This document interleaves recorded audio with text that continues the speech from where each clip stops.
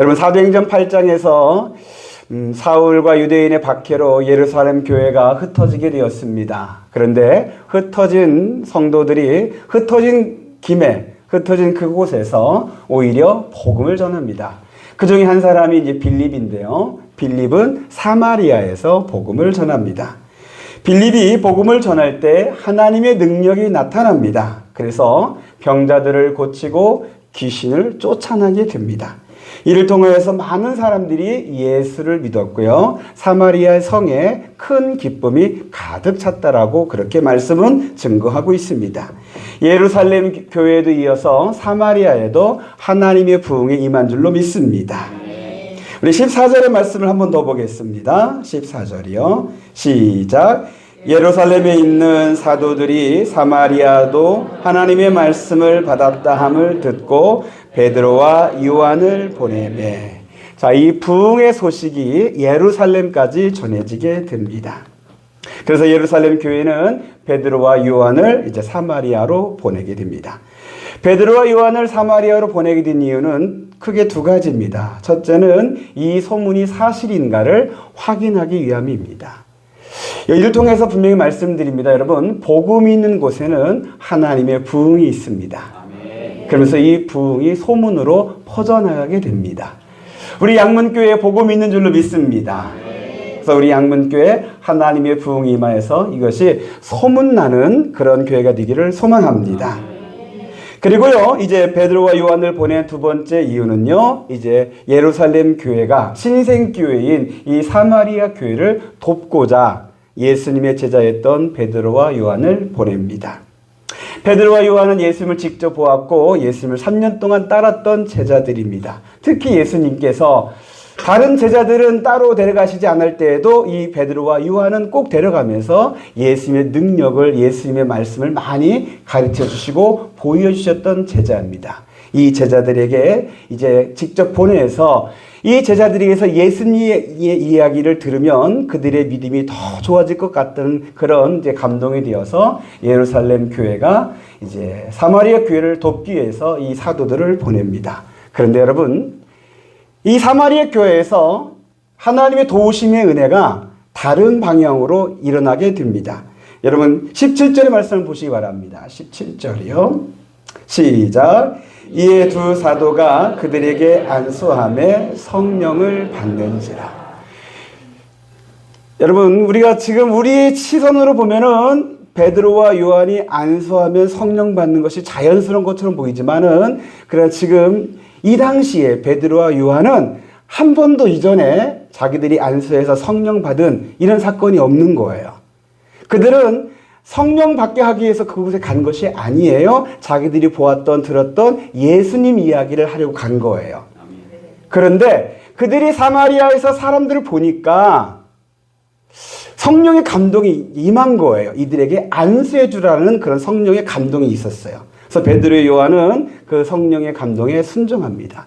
여러분, 그리스도인은 성령이 그 안에 계신 그리스도인은 신앙생활하면서 이런 성령의 감동이 있어요. 아멘. 여러분들이 그 성령의 감동에 순종할 때 하나님의 역사가 나타납니다. 아멘.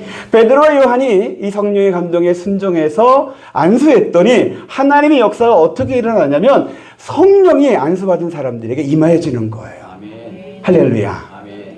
자, 그러면 왜 이런 사건이 이 사마리아 교회에 일어나게 된 것일까? 라고 한번 궁금증을 한번 갖게 되는 거예요. 거기에 대해서 성경은 16절에 설명해 줍니다. 여러분, 16절 말씀 보시기 바랍니다. 시작. 이는 아직 한 사람에게도 성령 내리신 일이 없고 오직 주 예수의 이름으로 세례만 받을 뿐이더라. 여러분, 잘 보시기 바랍니다. 지금 사마리아 교회는요, 빌립이 예수 그리스도의 복음을 전했어요. 복음을 들었습니다. 그리고 그들이 하나님의 능력을 보았습니다. 그러면서 많은 사람들이 예수를 믿었습니다. 아멘은 나중에 하시던지요. 하시려면 크게 하시던지요. 그리고 그 믿는다는 증거로 다 세례를 받았습니다. 이건 여러분, 이게 정상적인 교회의 모습일 수도 있어요. 일반적인 교회 모습일 수도 있어요. 한국 교회는 어찌 보면 여기까지예요. 이런 교회들이 많이 있어요. 그런데 오늘 말씀은 그것으로는 부족하다는 거예요. 아니, 복음을 듣고 예수를 믿고 세례까지 받았는데, 그럼 한국교회식으로 하면 또 하나 더 해서 내가 직분까지 받았는데, 집사의 직분이나 권사나 장로나 심지어 목사의 직분을 받았는데 성경은 말씀하시는 거예요. 그것까지는 안 된다는 거예요. 부족하다는 거예요. 2%가 부족하다는 거예요. 그런데 여러분, 그 2% 부족한 것으로 인하여서 진짜 그리스도인이 못 될 수도 있다는 거예요. 여기서 여러분, 제가 왜 진짜 그리스도인이란 말을 했느냐? 여러분, 사마리아 교회에 가짜 그리스도인의 모습이 나와요. 그래, 안타깝게도 오늘날 우리 한국 교회도 사실은 교회마다, 저 우리 양문교회는 없다라고 그렇게 믿고 싶지만, 예수를 믿는다고 말을 하고 세례까지 받고 직분을 받았지만 실상은 진짜가 아닌 가짜의 모습으로 신앙생활을 하고 있는 분도 있을 수 있다. 왜 갑자기 가짜 그리스도인의 이야기를 하냐면요, 이 사마리아 교회에 누가 나오냐면은 시몬이라는 사람이 나옵니다. 이제 다음 주에 이 시몬에 대한 이야기를 할 텐데요, 이것이 궁금하면 다음 주에 또 오시기 바라고요. 이 시몬은요, 마술사예요. 그래서 이게 능력을 행해서 많은 사람들이 시몬을 따랐어요. 근데 빌립이 복음을 전하고 하나님의 능력을 병자들을 고치고 귀신을 쫓아내니까, 야, 이게 진짜구나 하고서는 이 시몬이 예수를 믿어요. 여러분, 하나님의 능력은 세상의 어떤 권세도 누를 수 있는 전능하신 하나님의 능력인 줄 믿습니다. 그래서 이 시몬이 엎드려서 예수를 믿어요. 그리고 세례까지 받아요. 근데 나중에 베드로가 이 시몬에게 뭐라고 말하냐면, 너는 악독이 가득하며 불의에 매인 바 되었구나. 이게 좀 말을 어렵게 했는데요, 그냥 쉽게 말하면 너는 가짜다. 네가 이 자리에 앉아있지만, 네가 예수 믿는다고 하지만 넌 가짜야. 베드로가 아주 단호하게 이 시몬을 꾸짖어요. 그러면 이 베드로의 이 말을 듣고 시몬이 꼬꾸라져서 회개하고 진짜로 돌이켜야 하는데, 나중에 보시면 아시겠지만 이런 일이 나에겐 일어나지 않게 해달라고, 좋은 일만 일어나게 해달라고 그렇게 비는 것으로 끝나요. 도대체 사마리아 교회는 뭐가 부족하기에 이런 가짜의 모습이 나왔던 것일까? 그것을 알려주는 말씀이 오늘 본문이에요.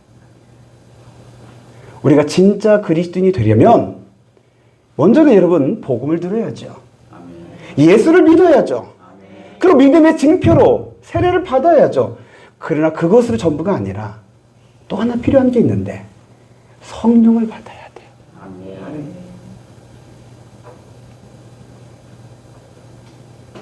이곳에 계신 여러분들에게 주의 성령 임하기를 간절히 원하고 축복합니다. 여러분, 복음은 말씀이에요. 그래서 말씀 중심의 교회가 있고 성령 중심의 교회들이 있긴 합니다. 예를 들면 오순절 계통의 순복음은 성령 중심의 교회고요, 또 말씀 중심의 교회는 장로교 교단의 교회들이 그렇습니다. 우리는 감리교인데, 감리교는 어디냐면은 둘 다 좋아해요. 말씀도 중심으로 하고 성령 체험도 중요하다고 말합니다. 근데 제가 볼 때 이게 맞아요. 말씀 중심의 교회는 가끔씩 성령 받는 것을 소홀하게 합니다. 네, 여러분, 그러면 안 돼요. 복음에는 반드시 성령이 필요합니다. 아멘. 복음과 성령이 내 안에서 조화롭게 영향을 주어야 저와 여러분들이 진짜 그리스도인이 됩니다. 아멘. 모양만 그리스도인이 아니라 때로는 막무가내식인 미신적인 그런 신앙이 아니라 말씀 위에 성령의 능력을 갖고서 진정으로 예수 따라가는 온전한 그리스도인이 될 수 있는 줄로 믿습니다. 아멘.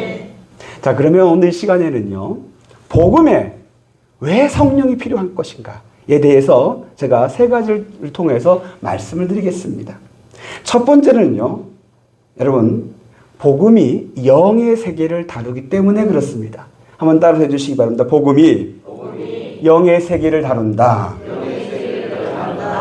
여러분, 성경은 우리에게 우리가 사는 이 세상이 우리가 지금 눈으로 보는 이 육의 세상만 있다라고 말하지 않습니다. 눈으로 보이지 않지만 영이신 하나님께서 역사하시기도 하고 또 공중의 권세 잡은 자가 역사하는 영의 세계도 있다라는 것을 말씀해 줍니다. 그러면 복음은 어디에 초점을 두고 우리에게 복음이 되느냐? 우리를 육의 세계에서 내 육신은 육의 세계에 살고 있지만 내 심령은 영의 세계에 살 수 있도록 흑암에서 빛의 광명으로 우리를 이끌려고 우리에게 역사하는 것이 복음입니다. 복음은 우리의 영이 잘 되게 하시는 하나님의 기쁜 소식입니다. 요한삼서 1장 2절에 영이 잘 되어야 우리의 육이 잘 되고 또 강건해지고 범사가 잘 된다라고 말씀합니다. 순서가 그렇습니다. 기독교에서 말하는 순서는 영이 먼저 강건해야 돼요. 근데 복음은 우리의 영을 강건하게 하는, 아니 처음부터 말하면 복음은 우리의 영을 살리는 하나님의 말씀이에요. 그리고 저와 여러분들의 영을 건강하고 생기 있게 하는 하나님의 은혜가 있어요. 복음이 말하는 복과 구원은 이 세상의 것들이 아닙니다. 육의 것들이 아닙니다. 영의 세계의 것입니다.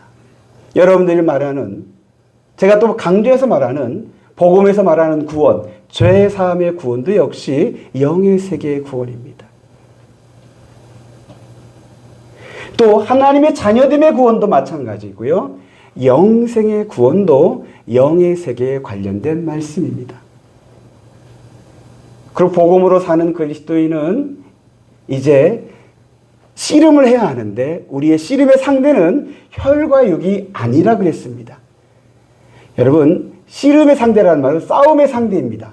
우리의 싸움의 상대는 혈과 육이 아닙니다. 제발 사람과 싸우지 마십시오. 제가 이 설교를 준비해서 그런지 오늘 새벽에 제가 사람과 싸우다가 꿈에서 깼어요. 깨서 왜 이런 꿈을 꿨을까 하고서는 정말 기분이 안 좋아서 이 꿈에서조차 싸우는 제 모습이 너무 싫어서 회개하고 말씀을 이렇게 좀 더 말씀을 이렇게 좀 들여다보는 그런 은혜의 시간을 가졌었습니다. 그리스도인이 사실 혈과 육과 싸우는 모습은 건강한 그리스도인의 모습이 아니지요. 성경에서 말한 우리의 싸움의 상대는 공중의 권세 잡은 자 어둠의 영인 마귀와의 영적 싸움입니다. 아멘. 그리고 우리가 이 영적 싸움에서 승리할 때 우리의 모습이 하나님께 영광이 됩니다. 아멘. 복음은 우리를 영의 세계로 이끌고 하나님의 영광에 참여하는 자가 되게 합니다. 아멘. 그래서 여러분, 영의 세계를 모르거나 영의 세계를 인정하지 않는 사람에게는 복음이 복음으로 들려지질 않습니다. 복음을 육의 세계로 기대하면서 신앙생활하는 사람들은 실망합니다. 예수 믿어 복 받는다 그랬는데, 예수 믿었는데 병이 생겨. 예수 믿었는데 잘 되는 게 없어. 예수 믿었는데 사고를 당해. 이게 뭐야? 도대체 예수 믿어 복 받는 게 도대체 뭐야? 육의 세계의 기준으로 보면은 예수 복음이 복음처럼 들려지지가 않아요. 그래서 조금 기대하고 따랐다가 교회 나왔다가 실망하고 떠나는 사람들이 생겨요. 영의 세계를 알아야, 영의 세계가 얼마나 중요한지를 깨달아야 복음이 복음으로, 진짜 복음으로 여러분들이 알게 되고 느끼게 되고 받아들이게 됩니다. 여러분, 바울은 영의 세계의 소중함을 알고 나서 이렇게 고백합니다. 내가 육의 세계에서 자랑했던 그 모든 것들을 다 배설물로 여겼다. 여러분, 이 배설물이라는 것은 여러분 오늘 아침에 화장실에서 했던 그거 맞아요. 그것처럼 여겼다는 거예요. 내가 유대인이라는 거, 내가 율법학자라는 거, 가말리엘이 문해생이라는 거, 그 모든 거 나는 그냥 배설물로 여겼다는 거예요. 하나님께서 예수 그리스도의 복음을 통해서 내게 주신 이 영의 이 축복이 이것이 나에겐 가장 귀하다라고 그렇게 고백하는 거예요. 이 영의 세계를 알게 하기 위해서 예수님께서, 부활하신 예수님이 제자들에게 가장 주고자 했던 것, 그것은 바로 성령이었습니다. 아멘. 부활하신 예수님께서 제자들을 만나시고 나서 성령을 받으라, 성령을 받으라 하면서 숨을 내쉬셨습니다. 근데 그 성령을 받으라는 것은 제자들만이 아니라 저도 여러분도 포함되는 줄로 믿습니다. 아멘. 사랑하는 성도 여러분, 여러분들에게 성령이 임하여야 여러분들이 영의 세계가 무엇인지, 진짜 영의 세계가 얼마나 귀하고 소중한 것인지, 육의 세계는 내 육신이 잠깐 머무는 70이요 80이요 잘하면 90, 100세가 될 수 있는 그 기간까지이지만 영의 세계는 영원한, 영원히 존속하는 하나님의 진리이기에 이 영의 세계에 구원받는 것, 이 영의 세계에 복을 받는 것, 이것이 정말 귀하고 복된 것이라는 것을 저와 여러분에게 알려주고자 하십니다. 성령을 받으셔서 영의 세계를 깨닫는 우리 모두가 되시기를 바랍니다. 그리고 여러분, 복음에서 성령이 필요한 두 번째 이유는요, 복음의 주인공이시고 복음의 핵심이신 예수 그리스도를 알려면 성령의 조명을 받아야 돼요. 예수님이 누구신지, 예수님이 이 땅에 오셔서 하신 일이 어떤 것인지, 그것이 나에게 어떤 영향을 주고 어떤 결과를 주는지를 성령을 통해서 조명을 받아야 알게 됩니다. 요한복음 1장에 보면 예수님은 빛으로 이 세상에 오셨다고 그랬습니다. 그런데 어두움이 깨닫지 못한대. 그 어두움은 세상을 말하고요, 이 세상의 지혜로는 예수님을 깨닫지를 못합니다. 요한복음 9장에서 예수님께서 이렇게 말씀하셨습니다. 날 때부터 소경된 사람을 고쳐주시면서 예수님께서 진짜 소경이 있다, 본다고 하지만 진짜 못 보는 소경이 있다. 예수님이 누구신지 모르는 사람이 진짜 소경이에요. 그런데 안타깝게도 하나님의 말씀을 보았고 가졌다는 유대인들이 예수님을 몰랐어요. 그처럼 오늘 교회에 다니면서도 예수님을 모르고 다니는 사람들이 있더라고요.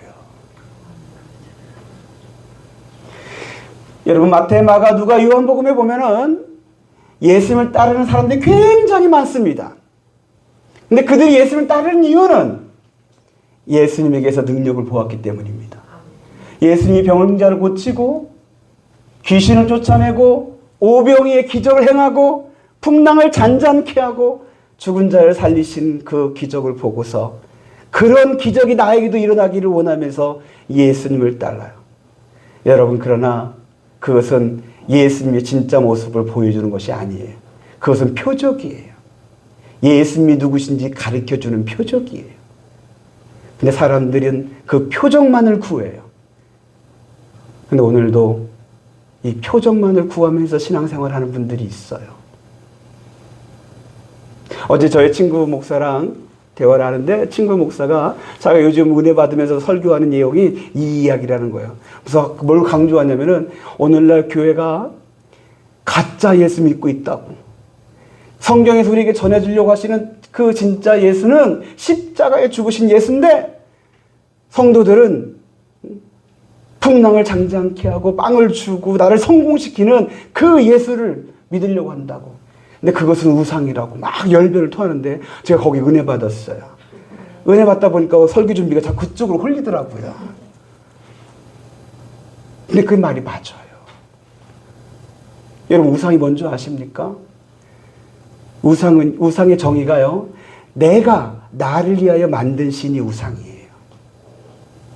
내 평안을 위해서, 내 성공을 위해서, 나의 야망을 위해서, 내가 바라고 원하는 것을 얻기 위하여 만들고 섬기는 신이 우상이에요. 그런데 교회에서 하나님을, 예수님을 그렇게 우상처럼 섬기는 사람들이 있어요. 예수님이 누구신지 모르면서.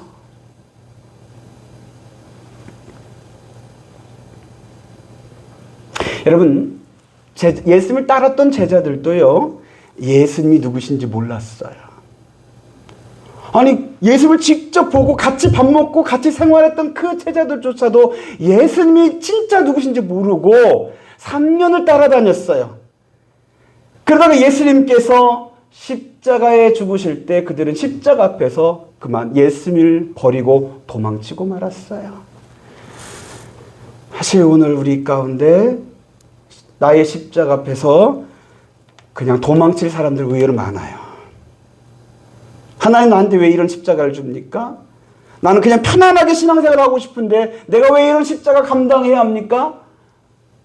나 그거 못해요 하면서 그냥 성령 받기 전에 제자들처럼 그렇게 도망하는 그리스도인이 있을 수 있어요. 예수님을 모르니까 그러는 거예요. 제자들도 성령 받고 나서야 예수님을 알았어요.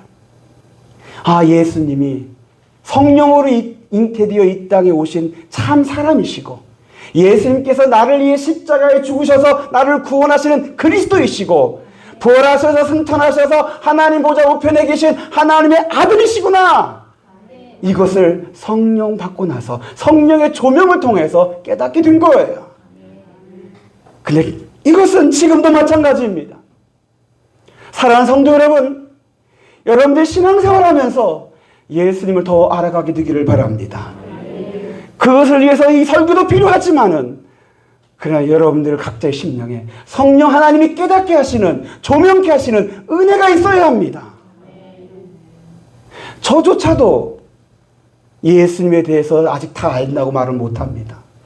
저도 날마다 조금씩 빛이신 예수님, 길이요 진리요 생명이신 예수님, 영원히 목마르지 않는 예수님, 예수님이 내 안에, 내가 예수님 안에 거하는 이 진리를 정말 조금씩 알아갈 뿐입니다. 성령 하나님께서 그렇게 알려주십니다. 근데 여러분도 마찬가지입니다. 그렇게 예수님을 하셔야 그 예수님이 주시는 구원, 예수님과 동행하는 신앙생활을 할 수 있게 되는 줄로 믿습니다. 여러분, 이번 주 수요일부터가 우리 교회의 절기로 사순절입니다. 사순절은 예수님의 십자가와 고난을 기억하며 기념하는 그러한 절기입니다. 기간은 이제 주일을 빼고 40일 동안이라 해서 사순이라고 하고요. 그리고 부활절 전날 토요일까지가 사순절입니다. 사순절날 마지막 주간이 고난 주간입니다. 여러분, 이번 주 수요일부터 사순절인데 저는 이 사순절 기간에 여러분들이 예수를 깊이 더 생각하는 은혜의 기간이 되었으면 합니다. 아멘. 물론 여러분들이 새 학기가 시작이 됐고 또 새로운 환경에서 적응해야 하고 또 바쁘고 힘들고 어려운 일도 있을 수 있지만 그럼에도 불구하고 그런 상황 속에서도 예수를 한 번 더 깊이 생각하고 여러분 안에 계셔서 그 예수님을 깨닫게 하시는 성령의 조명을 받으셔서 예수님을 좀 더 알아가는 은혜의 사순절이 되시기를 우리 주 예수 그리스도 이름으로 축복합니다. 그리고 여러분, 성령이 필요한 세 번째 이유는요, 복음을 우리 자신에게 적용할 때 우리에게 꼭 있어야 그것 때문에 사실은 성령이 필요합니다. 그게 뭘까요? 내가 복음을 받았어요, 들었어요. 내가 복음을 이제 받았습니다, 믿습니다, 고백했어요. 지금 오늘 이 사마리아 교회의 교인들처럼 됐습니다. 그런데 이게 다음에 복음이 실제 내 안에서 역사하기 위해서 내 안에 꼭 있어야 하는 그것이 있어요. 이것을 위해서 성령이 필요해요. 그게 뭐냐면 성령으로 거듭나는 겁니다. 여러분, 성령으로 거듭나는 것을 어렵게 생각하지 마십시오.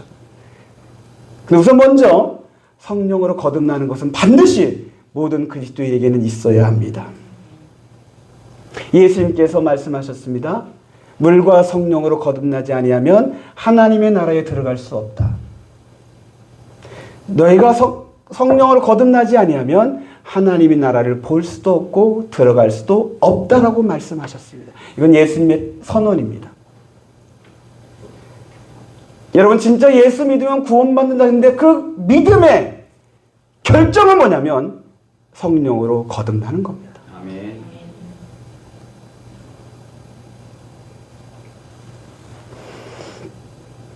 물은 예수 그리스도께서 십자가에서 흘리신 보혈을 상징하고요. 성령은 승천하셔서 예수님이 보내주신 예수 그리스도의 영, 성령을 상징합니다. 그래서 십자가와 성령으로 우리가 거듭나야 우리가 하나님의 나라를 보고 하나님의 나라에 들어갈 수 있습니다.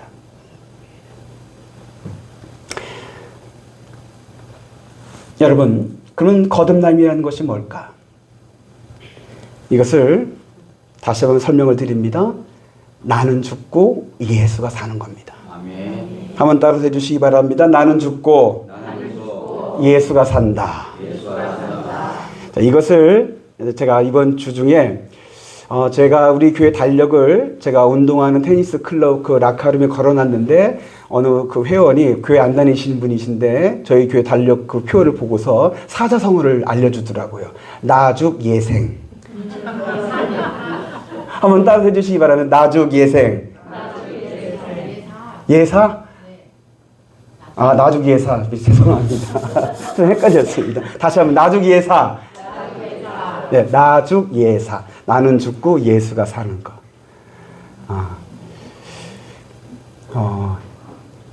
한번 이 사자성어 기억해 주시고요. 이 교회 표 다시 한번 기억해 주시기 바랍니다.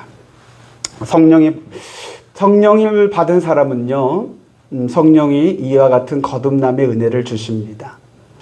성령을 받으면 여러분들이 죄인임을 깨닫게 합니다.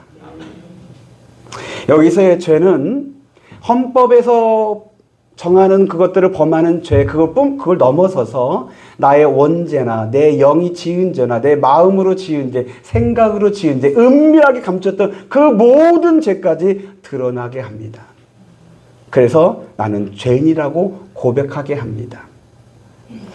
그러면서 성령은 내가 죄인임에서 나를 위해 십자가에 죽으신 그 예수님의 십자가가 그냥 예수님만 죽은 것이 아니라 내가 그리스도와 함께 십자가에 죽었다라고 그렇게 고백하도록 하게 합니다. 한번 따라서 해주시기 바랍니다. 내가 그리스도와 함께 십자가에 죽었다. 바울은 이 죽음의 고백을 나는 날마다 죽노라고 그렇게 고백을 합니다. 성령 받은 사람은 어찌 보면은 나는 날마다 죽는다라고 고백할 수도 있습니다. 아니 그렇게 날마다 죽을 정도로 죄인입니까? 근데 성령이 그렇게 감동을 주시면 그런 고백을 하게 됩니다. 그리고 그럼 죽은 내가 어떻게 살 수 있습니까? 했을 때 이제는 더 이상 내가 나를 사는 것이 아니라 내 안에 계신 나를 위해 죽으셨지만 사흘 만에 부활하신 예수님이 성령으로 내 안에 부활하셔서 내 안에 사시는 그 모습이 되게 합니다. 예수님이 내 안에 사십니다. 한번 따라서 해주시기 바랍니다. 예수님이 내 안에 사십니다. 여러분 이것이 거듭남입니다. 예수 십자가가 나의 십자가가 되고 예수 부활이 나의 부활이 됩니다. 나는 죽고 예수가 사는 거듭난 인생, 거듭난 영혼, 이를 위해서 우리에게 성령이 필요합니다. 성령으로 거듭난 사람은 그 안에서 예수님이 사시기 때문에 그에게서 예수님의 모습이 나타납니다. 저는 분명히 말씀드립니다. 분명히 나타납니다. 아멘. 여러분에게서 예수님이 살아 계셨을 때 하셨던 그 모습이 나타납니다. 아멘. 예수님의 마음으로 여러분들도 사랑할 수 있게 되고요.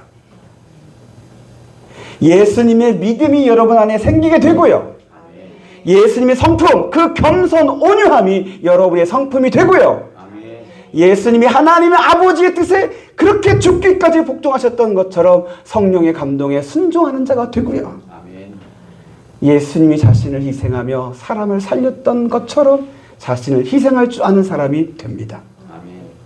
이 모습에서 예수 향기가 나타난다고요. 이 모습이 예수 그리스도의 복음의 증인이 되는 겁니다. 근데 여러분, 이것을 그래 내가 해봐야지, 내가 예수 향기 한번 나타내 봐야지, 내가 복음의 증인 되어야지, 안 됩니다. 참 신앙생활은 나의 의지와 결단으로 되는 것 아닙니다. 내 안에 계신 예수 그리스도께서 나를 통해서 하시는 것이 참 신앙생활입니다. 근데 여러분, 이 신앙생활은 어려운 게 아닙니다. 예수님의 멍에는 쉽고 가볍다고 했습니다. 예수님이 하시면 쉽습니다. 예수님이 하시면 평안합니다. 예수님이 하시면 기쁨이 있습니다. 여러분, 신앙생활은 무거운 짐이 아니라 주 안에서의 기쁨입니다. 여러분들의 신앙생활이 억지로 끌려가면서 하는 그런 모습이 아니라, 목사님 눈치 때문에 주일날 겨우 교회 나오는 그런 모습이 아니라, 이거 안 하면 벌 받을까 봐 두려워서 떠는 그런 모습이 아니라, 내 안에 계신 나를 주장하신 예수님이 나를 통해서 그렇게 사랑하고 그렇게 헌신하고 그렇게 희생하는 그 모습이, 내가 그렇게 했는데 세상 사람들은 의아하게 여기는데 오히려 내 안에는 기쁨 있는 거, 평안 있는 거, 이게 신앙생활이에요. 이게 기독교의 참 생수예요. 얕은 물가에서만 첨벙대던 그리스도인들은요, 이 생수를 몰라요. 기독교가 뭐가 좋냐고 몰라요. 이 생수를 맛보지 않는 사람은 몰라요. 전 여러분들이 기독교의 얕은 물가에서만 발만 첨벙대다가, 야, 기독교 별거 아니구나, 복음 별거 아니구나, 이렇게 하면 떠나는 사람 되지 말고 예수 그리스도께서 주시는 참 기쁨과 평안을 맛보면서 주 예수보다 더 귀한 것은 없네 고백할 수 있는 그리스도인 되기를 바랍니다. 아멘. 사랑하는 성도 여러분, 예수님께서, 부활하신 예수님께서 정말 주고 싶으셨던 것은 이 사마리아 교회뿐만 아니라 오늘 우리 양문교회, 우리 위에 성령을 보내주고 싶어 하십니다. 저는 오늘 이 새벽에 일찍 깨면서 계속 순간순간마다 오늘 이 예배 시간 성령이 운행하는 시간 되게 주옵소서. 오늘 이 설교는 특별히 성령님이 힘을 주셔야 합니다. 성령님이 역사해 주셔야 합니다라고 기도하면서 준비했고 오늘 설교를 합니다.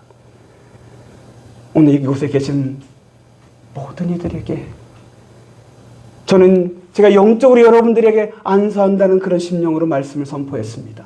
아멘. 여러분 위에 성령이 임하기를 간절히 바랍니다. 아멘. 그리고 성령 받으신 분들, 성령을 소멸하지 마시고 성령 충만에 힘써 주시길 바라요. 아멘. 복음의 구원, 복음의 기쁨, 복음의 평안을 누리시는 참 그리스도인의 모습이 여러분에게 이루어지기를 우리 주 예수 그리스도 이름으로 축복합니다. 아멘.